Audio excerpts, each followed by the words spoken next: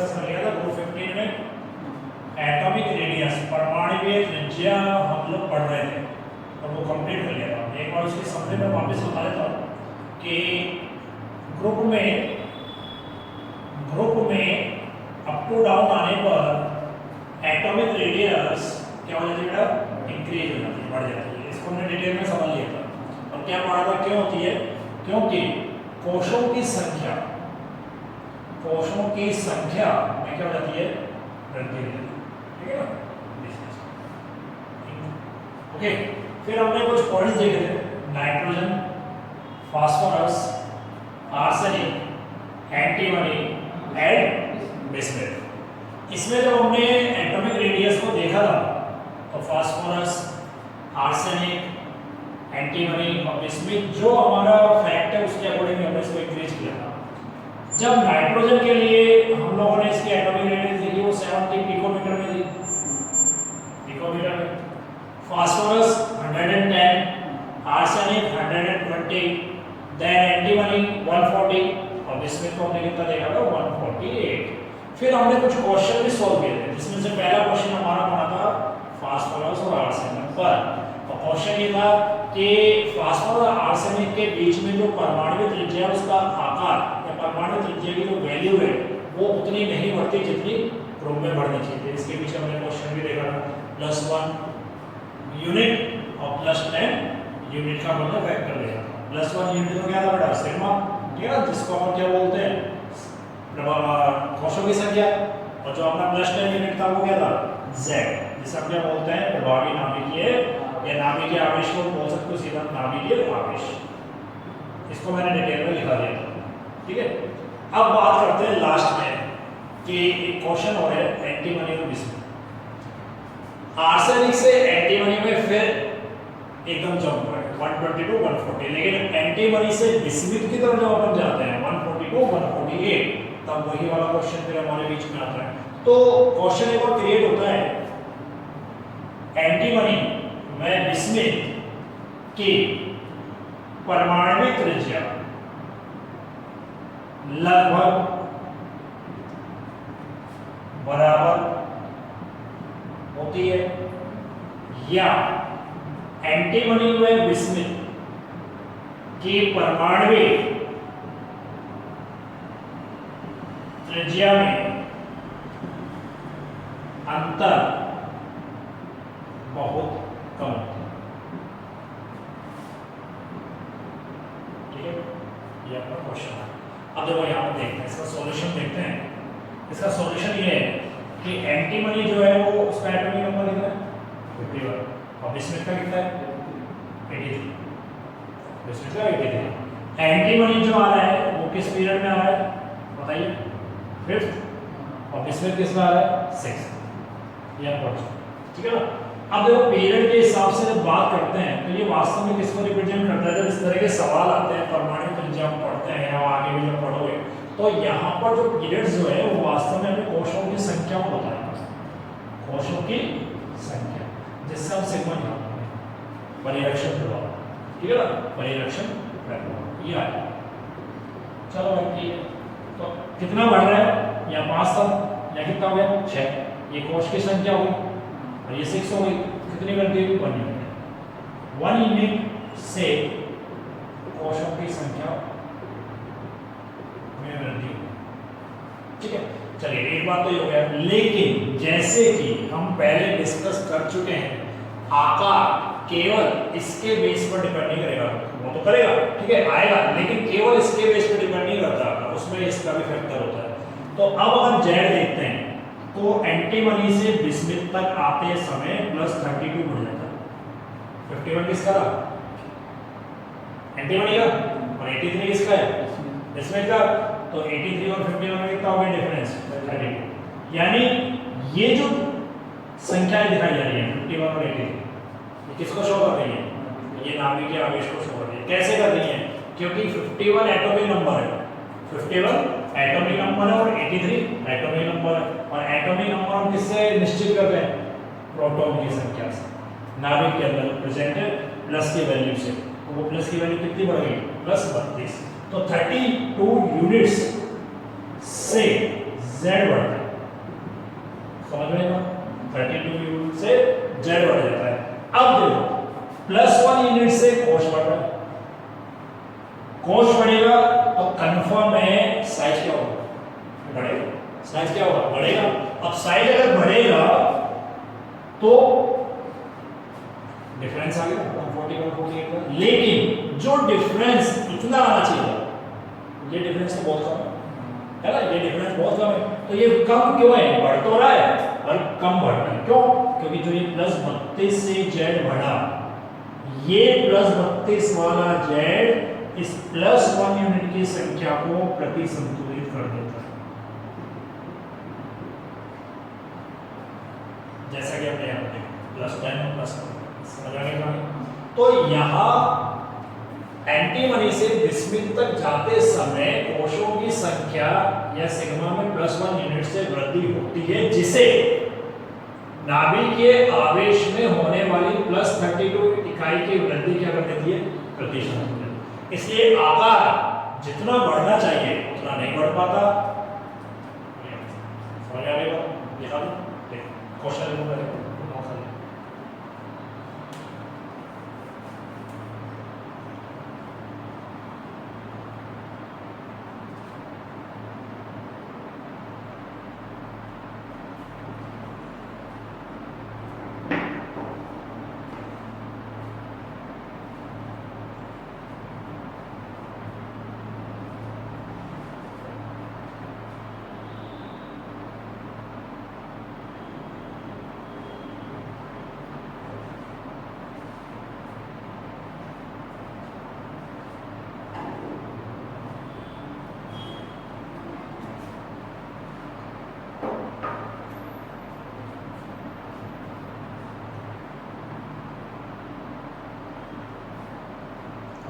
चलिए आंसर लिखिए, और आंसर में हमेशा कैसे शुरू करेंगे, परफेक्ट रीजंस जब भी देंगे आगे भविष्य में भी ये कारण। चलिए लिखिए, एंटीमनी से बिस्मिथ तक जाते समय, एंटीमनी से बिस्मिथ तक जाते समय कोशों की संख्या में, कोशों की संख्या में +1, कोशों की संख्या में +1 इकाई से वृद्धि होती है, +1 इकाई से वृद्धि होती है, जिसे जिसे नाभिकीय आवेश में होने वाली, जिसे नाभिकीय आवेश में होने वाली +32 इकाई, +32 इकाई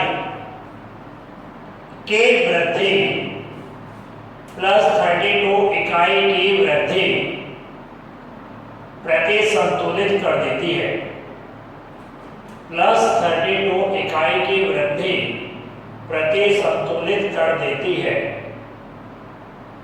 तथा परमाणुीय आकार, तथा परमाणुीय आकार उतनी सीमा तक नहीं बढ़ पाता, उतनी सीमा तक नहीं बढ़ पाता जितना बढ़ना चाहिए। ठीक है, चलिए ये कंप्लीट हो गया आपकी प्रॉपर्टी। नेक्स्ट प्रॉपर्टी हम डिस्कस करेंगे, वो करेंगे विद्युत भिन्नता, विद्युत भिन्नता, इलेक्ट्रो नेगेटिविटी, इलेक्ट्रो नेगेटिविटी। विद्युत भिन्नता क्या होता है, किसे कहते हैं विद्युत भिन्नता? पढ़ी थी प्रायोरिटी में, लास्ट में पढ़ाया था कंसेप्ट्स में, बताओ क्या होता है ये, किसे कहोगे ये, वो पढ़ाया था ये, याद है कुछ कुछ? चलो ध्यान दो है ना, इधर ध्यान दो, कॉपी तो होती रहेगी बाद में, समझो पहले। जैसे मान लो हमारे एक कंपाउंड है ए बी, ये यौगिक। और ये यौगिक कैसा है? कोवैलेंट है, सहसंयोजी है। कैसा है? सहसंयोजी। सहसंयोजी यौगिक कौन सा हो गया? जिनमें बॉन्ड इलेक्ट्रॉनों के साझे से बने, जिनमें बॉन्ड इलेक्ट्रॉनों के साझे से बने। और अगर इलेक्ट्रॉन के साझे से बनते हैं तो मिड में रहेंगे, दोनों अपना अपना ले लेंगे, ठीक है ना। अब बात आती है कि यदि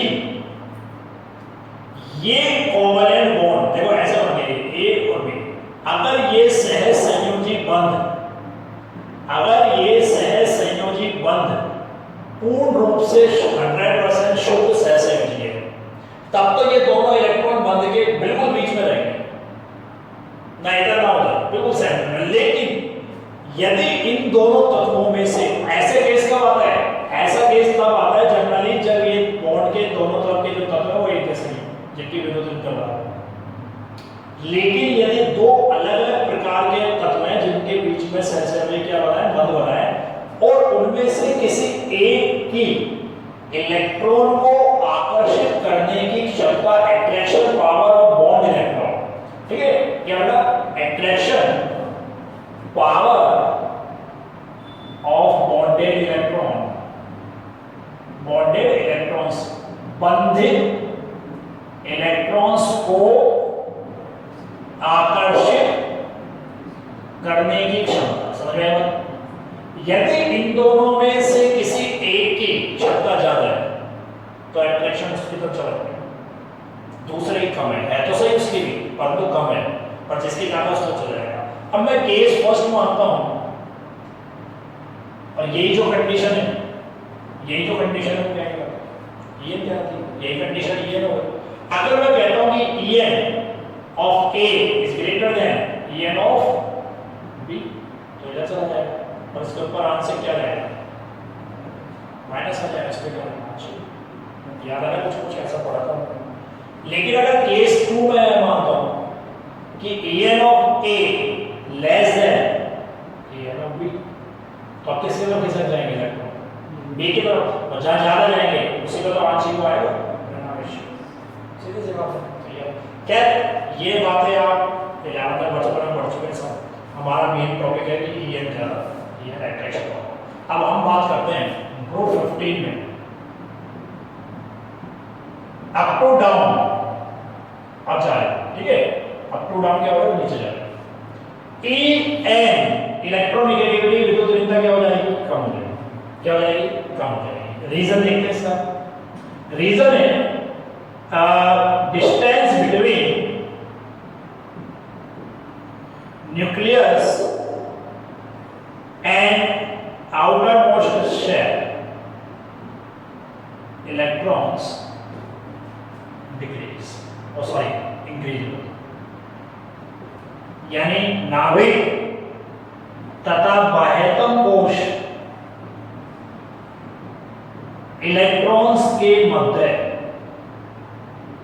दूरी क्या हो जाती है बेटा? बढ़ जाती है।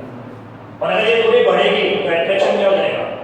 कम हो जाएगा। सही, दूरी बढ़ेगी तब है जब अट्रैक्शन क्या हुआ है, ठीक है ना। अब ऐसा क्यों होता है? ऐसा इसलिए होता है कि एटॉमिक रेडियस क्या हो रही है, ये हम पढ़ चुके हैं भाई। ऐसा क्यों हो रहा है? ऐसा इसलिए हो रहा है कि जब परमाणु में त्रिज्या है 35, तो क्या हो रहा है? बढ़ रहा है, हम पढ़ चुके हैं। तो जब आकार बढ़ जाएगा, नाभिक दूर चला जाएगा, नाभिक दूर चला जाएगा तो इलेक्ट्रॉन को अट्रैक्ट नहीं कर पाएगा। अब अगर वो अपने ही इलेक्ट्रॉन जो बाह्यतम कोश में उनसे दूर हो गया, उससे अट्रैक्शन कम हो गया, तो जो बॉन्ड बनाएगा तो कैसे तो डिस्टेंस होगा। तो इसका मतलब इस कंसेप्ट के हिसाब से, इस बेसिक बात के हिसाब से, तो नाइट्रोजन की EN सबसे ज्यादा होना चाहिए क्योंकि सबसे ऊपर है। अप टू डाउन क्या होगा? विद्युत ऋणता कम हो रही है। उसके बाद फास्फोरस, फिर आर्सेनिक, एंटीमनी और बिस्मुथ लगभग बराबर होती है, ज्यादा डिफरेंस नहीं होता। नाइट्रोजन 3.040, फास्फोरस 2.1, ये वैल्यूज है। आर्सेनिक 2.0, ये 1.9 एंड 1.9, ठीक है ना। थोड़ा सा रिमाइंड कर लेना क्योंकि कुछ चीजें याद करनी पड़ती हैं, कंपटीशन में भी काम आती हैं, और कुछ कंसेप्ट्स ऐसे बनते हैं। तो नाइट्रोजन का 3.04, और एक फैक्ट ये है, नाइट्रोजन पेरियोडिक टेबल में थर्ड मेंबर है जिसके En मैक्सिमम है। ये क्या बात हुई sir? Nitrogen PT periodic table में थर्ड मेंबर है जिसकी विद्युत ऋणता क्या है? ज्यादा है। तो पहले दो कौन से हुए? पढ़े हुए हमने, याद करवाया था, ऑक्सीजन एंड फ्लोरीन। सबसे ज्यादा फ्लोरीन, देन ऑक्सीजन, उसके बाद ये मैंने याद करवाया था, फोन। याद आ रहा है? तो ये कंसेप्ट आता है यहाँ पर, ठीक है ना? तो नंबर 1 पर तो ये है विद्युत ऋणता, नंबर 2 पर ये है, नंबर 3 पर ये है, तो थर्ड नंबर ये तो मैं करा ही दूंगा क्योंकि ये तो हम लोगों को पढ़ना है आगे, है ना? इसे चैप्टर के अंदर पढ़ना है। तो अब आप एक काम करो, इलेक्ट्रोनेगेटिविटी की जो वैल्यू वो तो अपने अकॉर्डिंग तो ये हो गया, सही उसके अकॉर्डिंग बात समझ में आ गई। पहले तो इसको नोट कर लो और फिर अगर ये याद है तो ठीक, नहीं है तो उसको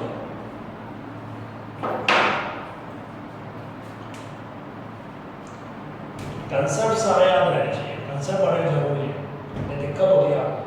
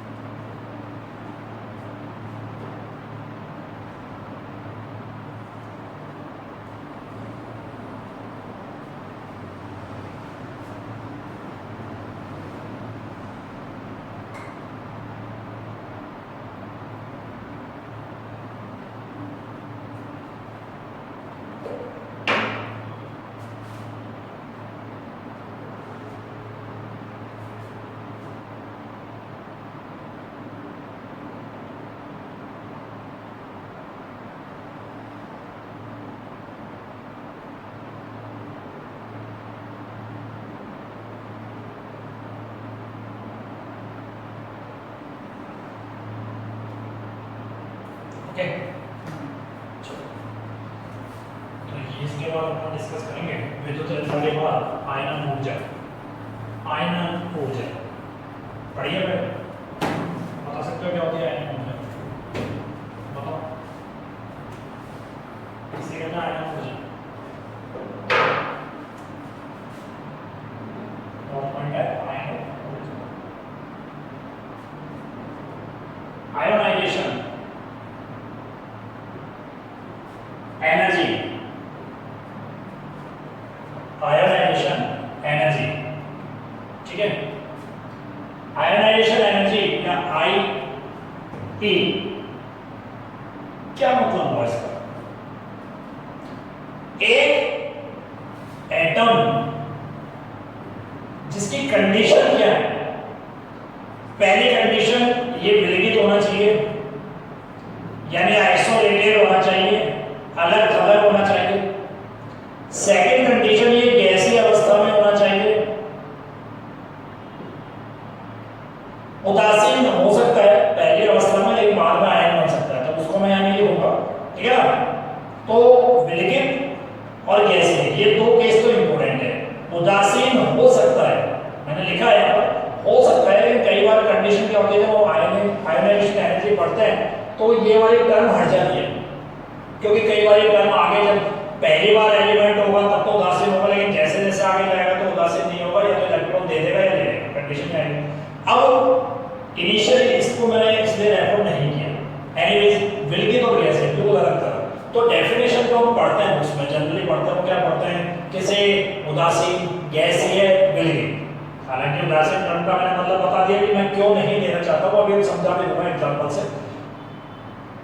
तत्व के बाह्यतम कोश से इलेक्ट्रॉन निकालने के लिए, ये आपका आउटर मोस्ट है बाहर, इससे मुझे इलेक्ट्रॉन निकालना है, तो ये इलेक्ट्रॉन ऐसे छोड़ के देगा, इसको बदले में मुझे क्या देना पड़ेगा, एनर्जी देना।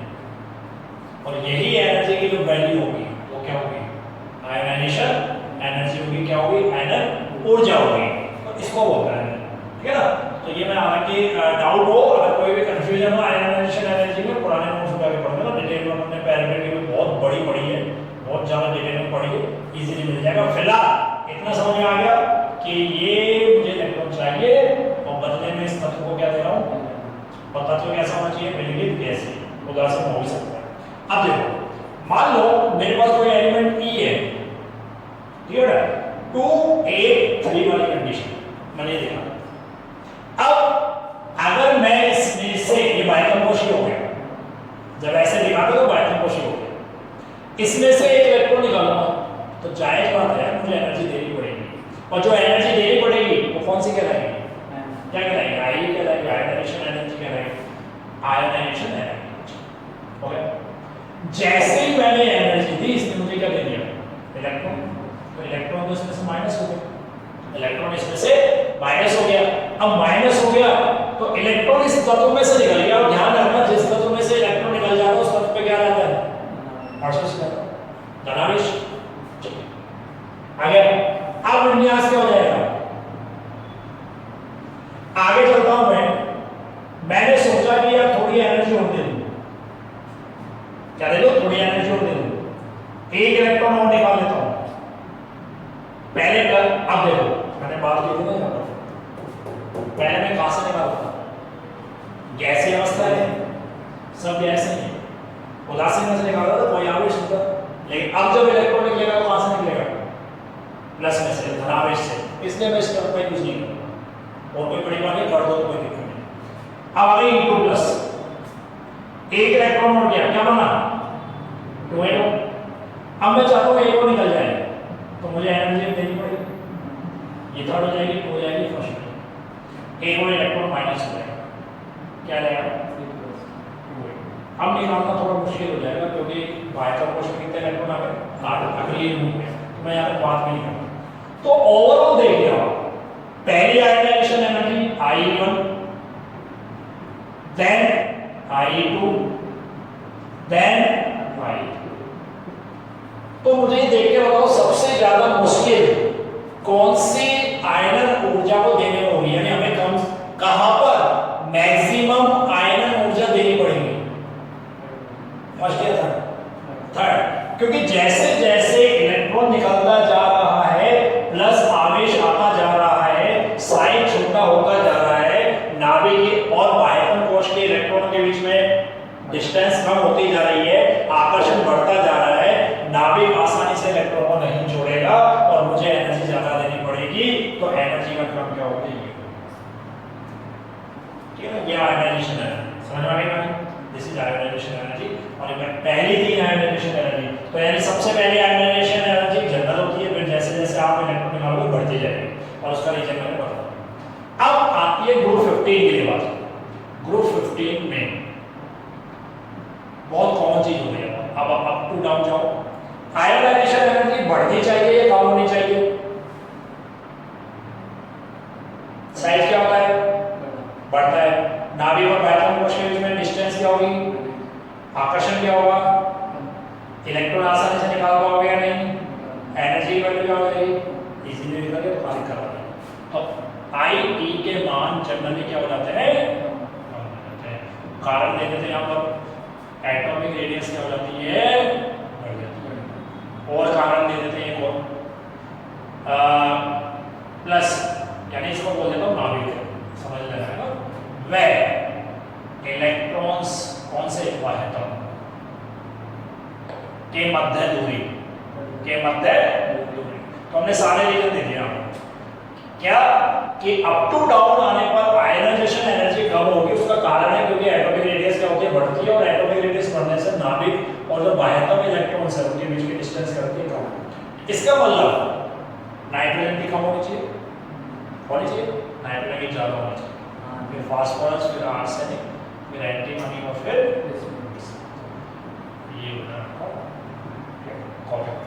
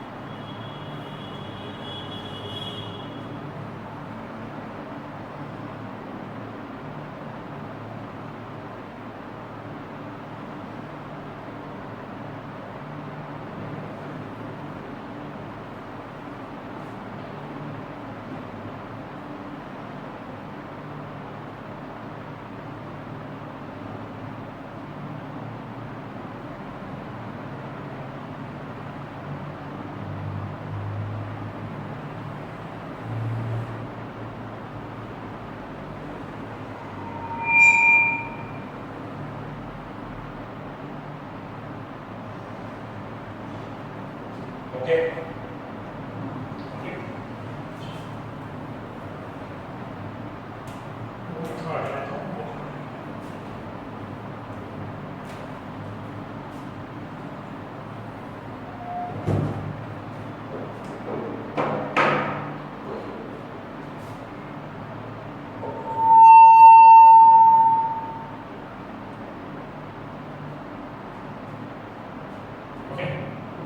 चलिए आगे वो यहाँ पे क्वेश्चन समझते हैं। सही क्रम है किसके लिए पूछा जा रहा है, करेक्ट ऑर्डर इज, पहले समझ लेना। हम आयोनाइजेशन एनर्जी का टॉपिक पढ़ा तो वही बात करेंगे। I of group 14th group 15 group से पहले आएगा, ये सीधी सी बात है, ठीक है, is greater than I of group 15। Second, I of group 14 less than I of group 15। Third, I of group 14 equal I of group 15 and fourth none of these, इनमें से कोई नहीं। अब ये क्वेश्चन क्या कहना चाह रहा है, वो आपसे कंपेयर करवा रहा है कि वर्ग 15 के तत्वों का जो आयनन ऊर्जा का मान है और वर्ग 14 के तत्वों की जो आयनन ऊर्जा के मान है, उनमें से क्या करेक्शन है, क्या मतलब क्या सही है, कि क्या पहले ऑप्शन के अकॉर्डिंग वर्ग 14 के ग्रुप जो है उनके तत्वों का आई ज्यादा होगा किससे, 15 से, क्या 15 का ज्यादा होगा या दोनों का बराबर होगा। तो आपको एक बार बता देते हैं, इसका जब सॉल्यूशन करते हैं, ए पीटी जानते हैं, समझ में आ रही है पीटी का पैरिटी टेबल है ना, लेफ्ट टू राइट ऐसे करें। तो बताओ पहले क्या आएगा, ग्रुप 15 आएगा, ग्रुप 14 आएगा, 14 आएगा, तो लेफ्ट में 14 हो गया। Left to right I value increase होती है, क्या होती है, इंक्रीज होती है। क्यों होती है, वो रीजन दे देते हैं। एटॉमिक साइज डिक्रीज होती है। क्यों होता है कि सिग्मा की तुलना में जेड बढ़ता है, सिग्मा भी बढ़ता है पर जेड क्या होता है, सिग्मा क्या है, परिलक्षण प्रभाव, ठीक है, और जेड क्या है, नाभिकीय आवेश। तो बढ़ते दोनों ही हैं, कुछ लोगों की गलतफहमी है कि भैया सिग्मा यूं नहीं बढ़ेगा, नीचे बढ़ेगा, नहीं, सिग्मा भी थोड़ा बहुत आएगा तो जेड, लेकिन जेड ज़्यादा बढ़ जाता है सिग्मा की तुलना में, जेड अधिक बढ़ता है, जेड अधिक बढ़ता है, ज़्यादा बढ़ेगा तो आकर्षण ज़्यादा हो जाएगा, आकर्षण ज़्यादा हो जाएगा। पहला रीजन तो ये आ गया, फर्स्ट पॉइंट, ठीक है, फर्स्ट रीजन, यानी ए बी पॉइंट की बात करूँ मैं तो देखो 15th ग्रुप का बाह्यतम कोश विन्यास अर्धपूरित अवस्था में, समझ आई ना, ये मैंने पढ़ाया हुआ है कि जहां अर्धपूरित अवस्था आ जाए, जहां पूर्ण अवस्था आ जाए, वहां से इलेक्ट्रॉन निकालना मुश्किल हो जाता है क्योंकि उस तरह होता है। अर्धपूरित अवस्था में है जो अन्य विन्यास की तुलना में अधिक स्थायी है, समझ में आ रहा है? अब जब ज्यादा स्थायी तो उसको छेड़ना मुश्किल है, इसलिए दो फैक्टर आते हैं। अब इन दोनों फैक्टर के बेस पे हमारा आंसर कौन सा जाएगा बताओ, पूरा सवाल पीटी में लेफ्ट टू राइट यहाँ पे आयु बढ़ेगी, सेकंड बार 15 ग्रुप के लिए बात आ गई, तो कौन सा वाला आंसर हमारा जाना चाहिए, आंसर सही है, ठीक है, कॉपी कर लो। तो इस तरह के कुछ क्वेश्चंस हैं ग्रुप 15 ग्रुप 16, उनको और अपन डिस्कस करेंगे, कॉपी कर लो इसको।